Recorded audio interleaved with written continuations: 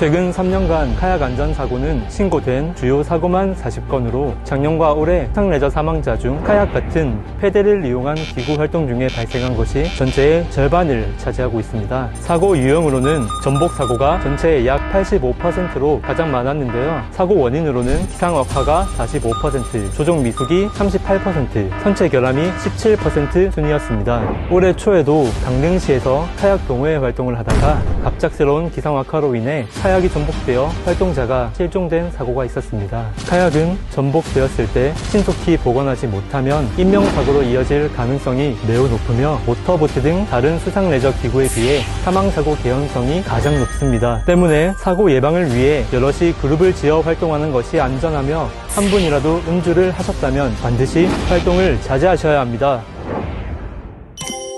실제로 기상을 확인하지 않고 활동을 강행하거나 안전장비를 착용하지 않아 발생하는 사고가 많은데요. 수색을 통해 카약은 뒤집어져 있고 탑승자는 구명조끼를 착용하지 않은 상태로 발견되었을 땐 참 안타까움을 느낍니다.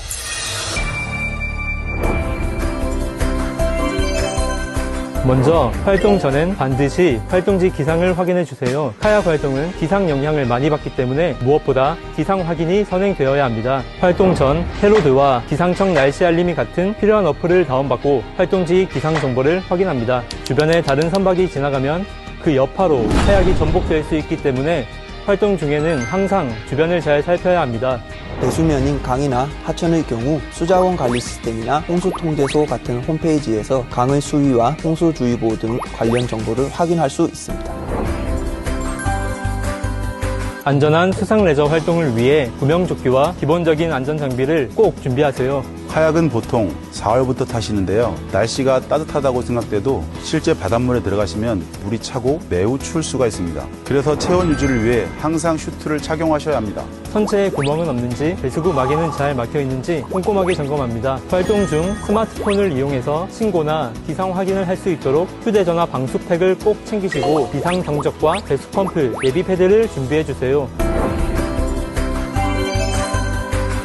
카약에 익숙한 전문가도 혼자 나가는 순간 안전사고로 이어질 수 있습니다. 혹시 모를 사고에 대비해 반드시 일행과 함께 활동하시기 바랍니다. 안전을 위해 먼 바다까지 나가는 것은 자제해 주시고 활동 중에는 일행과 떨어지지 않게 주의하며 일행과 활동 상황을 공유합니다. 카약이 전복될 정도의 파도가 있는 상황에서는 롤이 되지 않습니다. 그 정도가 되면 탈출하고 재승선을 해야 합니다. 그래서 어떻게 배 위로 복원해야 하는지 반드시 아셔야 합니다.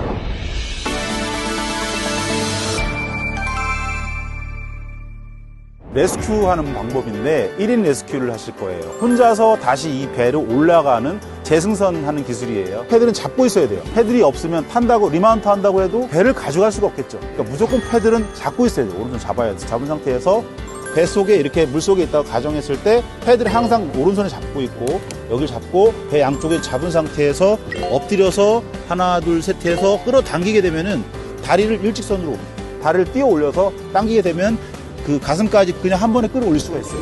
그 상태에서 왼쪽 다리를 이 배 위로 올리고 오른쪽으로 몸을 돌리면서 양쪽 다리를 벌려서 물장구를 쳐야 됩니다.